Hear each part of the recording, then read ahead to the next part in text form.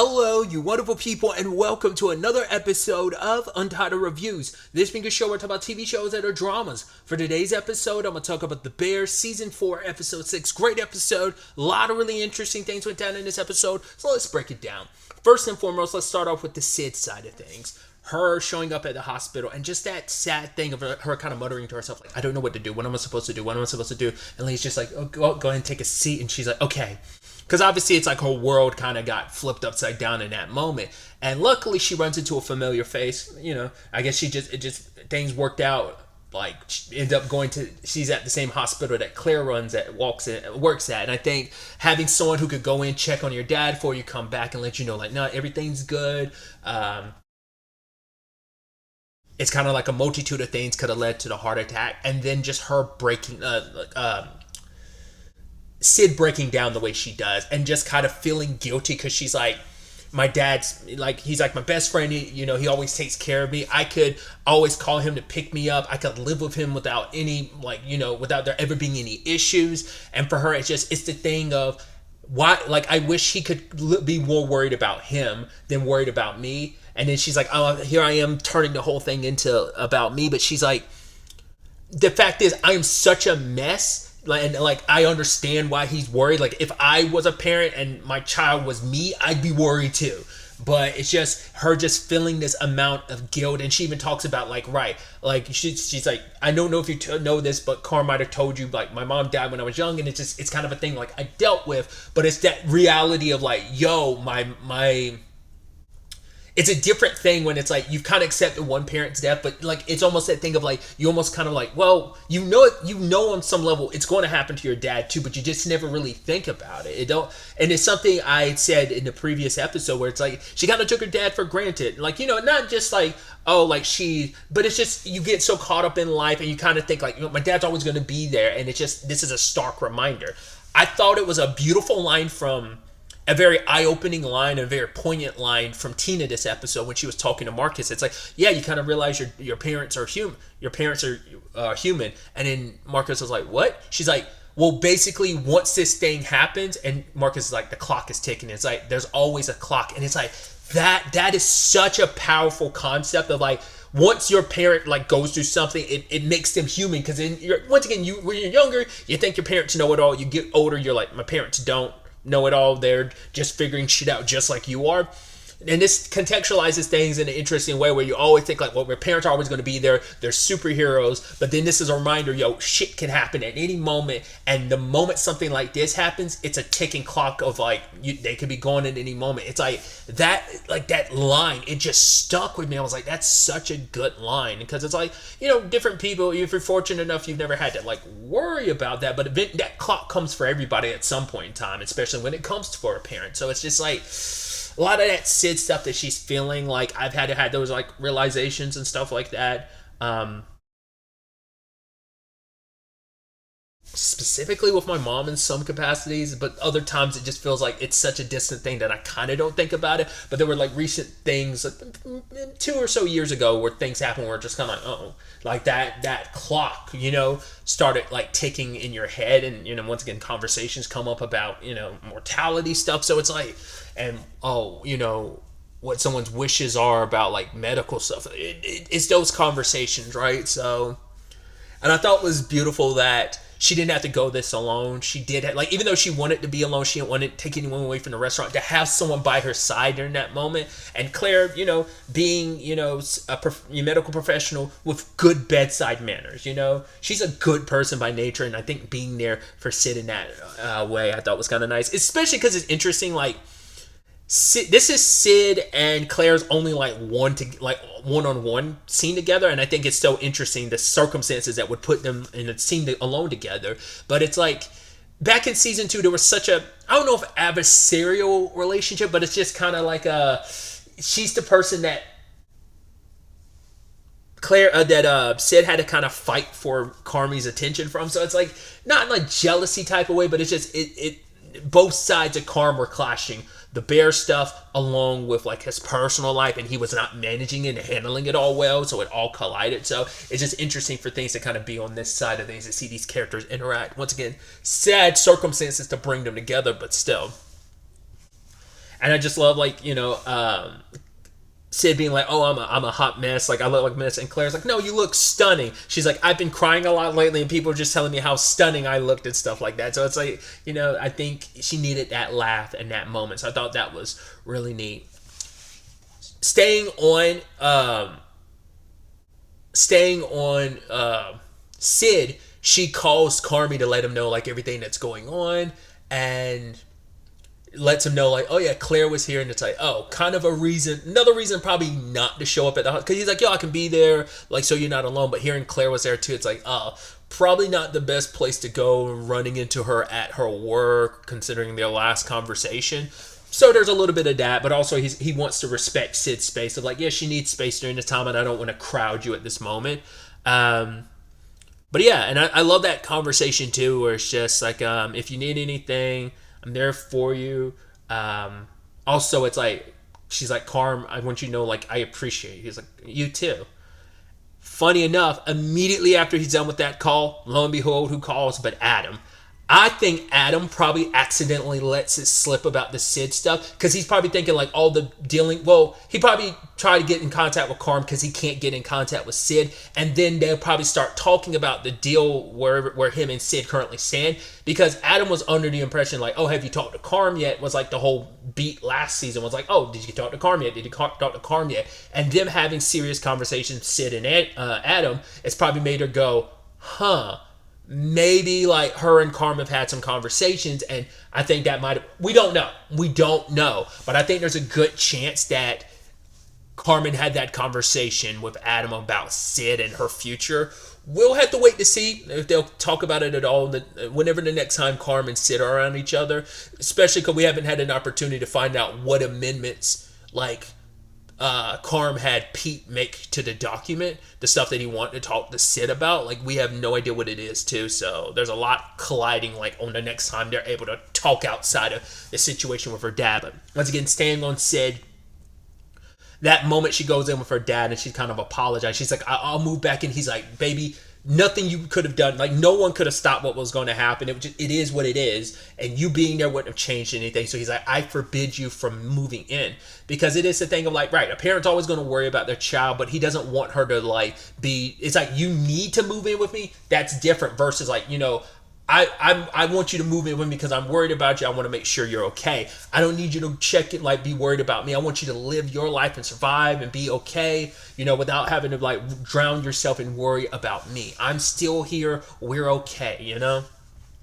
And I think it's just a beautiful, beautiful moment between them. But yeah, once again, it's kind of a stark reminder, because it's not just a clock ticking for the child being like, oh my God, like, it makes things real, realize the mortality of your parents, but also it puts things in perspective for them. So I'm sure he's going to realizing, like, right, what Sid and him went through losing her mom. Now it's like what I'm putting my child through, and no one's going to be here. Like, is there going to be anyone here worried about my child? Like, I hope they are, and it's like, yeah, she has people who worried about her, who love her. Obviously, everyone left that message for her. Tina gathered up everyone to, like, leave a message for her. So yeah, it's gonna be interesting to see where things kind of go on that front.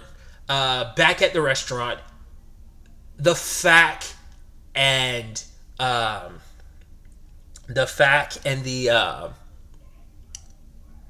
the Nat conversation. Oh my God. When he's hiding, she's like, why are you hiding, my love? He's just like, I'm going to tell you something that's going to make you mad. She's like, I would never get mad at you. He's like, you're my boy. She's like, you're my boy. He's like, and you're my girl. It's like, yeah. You can never say anything. I would never get mad at you, honey. And I'm like, he's about to say something that is going to piss you off. And she's like, he's like, okay, I asked Tiff if she could invite Francine to the wedding.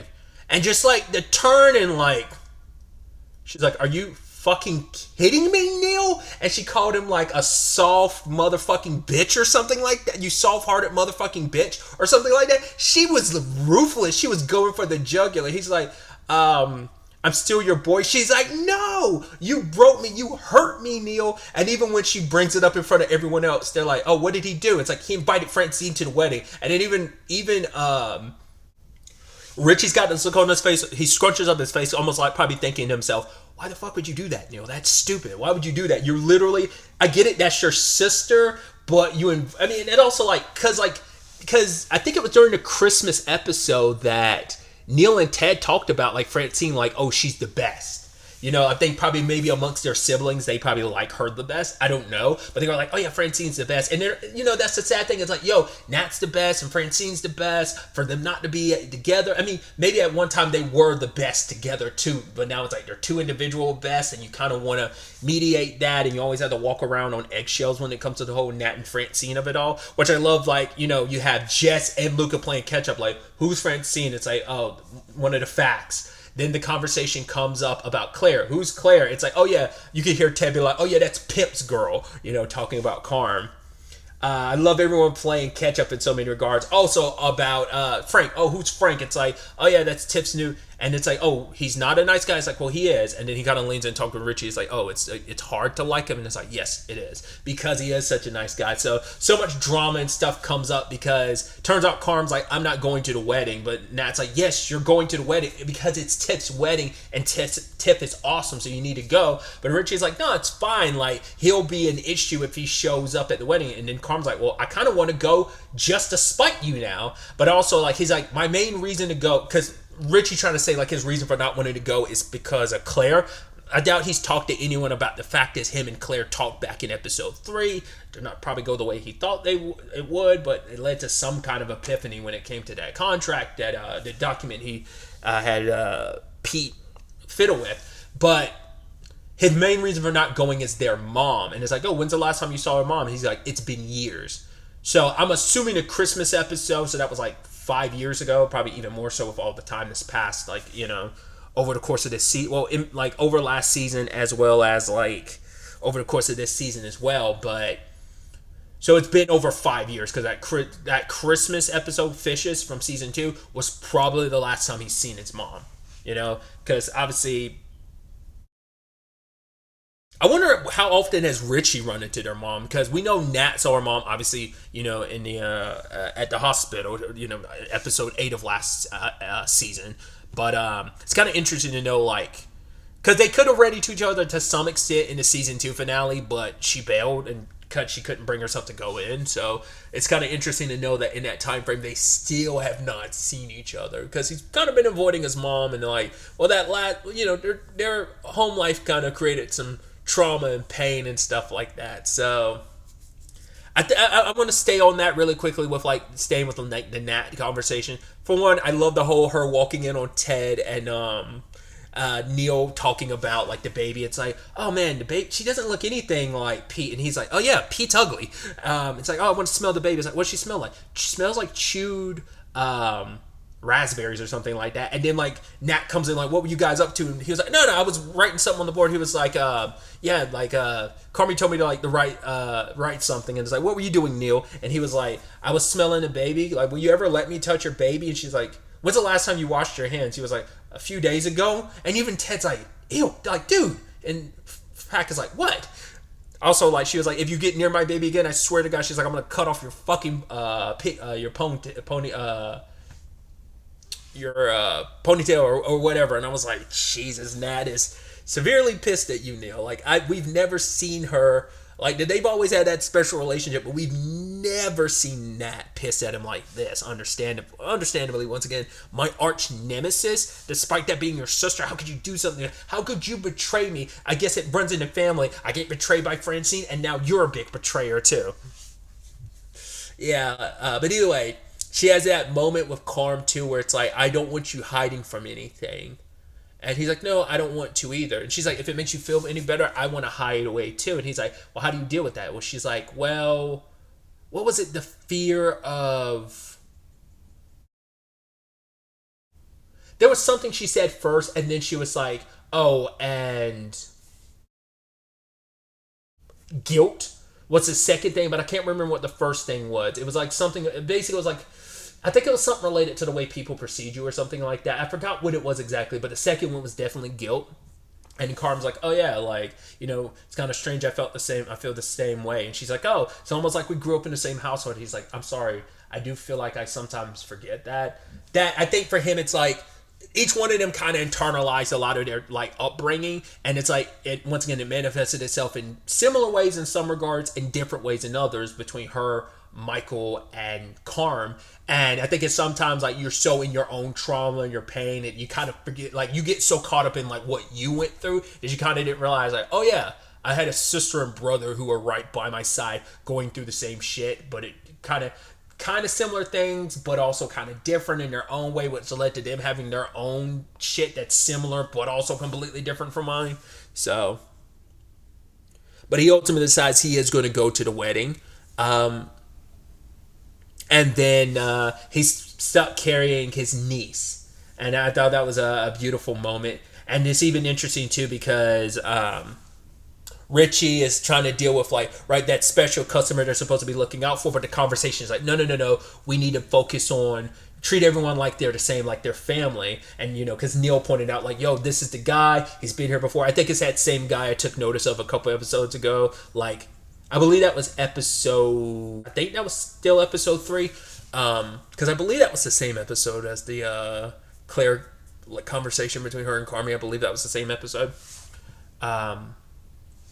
But what I thought was interesting was he's having that conversation about like, oh yeah, like it's like family. And he looks at Carm, and I think it's like, we might be building towards a decent enough like repairing of relationships. Because he also called up Tiff as well, because he had a conversation with Jess about the teddy bear, and she kind of recontextualized everything where it's like, no, the teddy bear, like you shouldn't take offense to it, because it's like she's like, I get it, you're worried that like she's going to like latch on to Frank and she's going to forget all about you and they're going to be happily ever after. He's like, yo, like, are you a fucking mind reader or what? She's like, the fact is, Ted's already at a deficit. Like, you are like her dad. You're always going to be good. She's going to love you forever. Ted's the one, I mean, not Ted, sorry. Frank is the one that has to work. So it's like, right, him buying the teddy bear, which is him like buying her a teddy bear to get in her good graces. Don't read too much into it. So, and I figured like, yeah, like, Frank had no ill intention with it and stuff like that. It's just, you know, Richie internalizing and kind of dealing with his own place in the family and stuff. It's like, you guys are all in this together, and it's like that is kind of like an important thing to kind of keep in mind. So he ends up calling Tiff, and he's like, right, I wanted to apologize about the bear and the way he was acting. And he was just like, he talked about, and I thought it was interesting how he contextualized where he's like, it's interesting too, because there was that picture from episode 2, I want to say, of this season, where I brought it up, like I think it was Tiff's family, but I couldn't tell for sure, and then Richie's a little bit further away from them. They're all clumped together, and then here's him off to the side a little away from them. And he talks about like the isolation is what he was scared of, which is interesting because there was a whole conversation with Eva last season where she was like, Mommy said that you might be lonely or alone. Which he was like, wait, what did she say? I was lonely or alone? And she's like, I don't know. So it feels like it kind of is a continuation of that conversation. But then, like, sadly, he ended up filling up the message. And it's like, well, you reached a limit. So I'm curious, did he leave that message as is? Did he delete it and not re-record it and concise it? Or did he re-record it but, like, leave out some of that? I'm so curious. Knowing Richie, I get the feeling like he deleted it and never like re-recorded it or didn't even put anything in its place. It's just like, whatever. I'll talk to Tiff and maybe I'll bring it up again. But now that he's already vented that all out, he probably won't say anything now. But we'll have to wait to see. We have Tina still dealing with like, because it turns out like there's a certain point in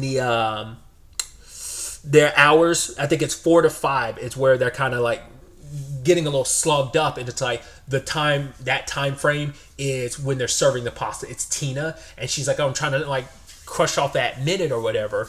And actually her way of dealing with it was like, okay, why don't I, because Gary was talking about like, well, he knows how to, like, it's easier for him. And she's like, how so? He's like, portions. Like, I will always know when it comes to like the wine or whatever, like I'm always pouring the exact same portion, so I never have to worry about that. So Tina's like, why didn't I think of this sooner? I'm gonna portion out the ingredients ahead of time, and I'm gonna cut down on time. When we do see it though, it's 3.5 minutes. She's so close. She got it down to 3.5 minutes now. Last time we checked, it was like a little less than 4.5. We know Sid can do it like a little over 2.5, but I don't know, and like Tina's struggling with it, but she's gonna get there. I don't know if it's gonna be by the end of this, like whether it's gonna be before the end of the season or at the end of the season. But she's right there at it. Just there's gonna be some changes or something. There's gonna be something that's gonna be that light bulb moment that makes her able to get it under. Because like I said, she's so close to it.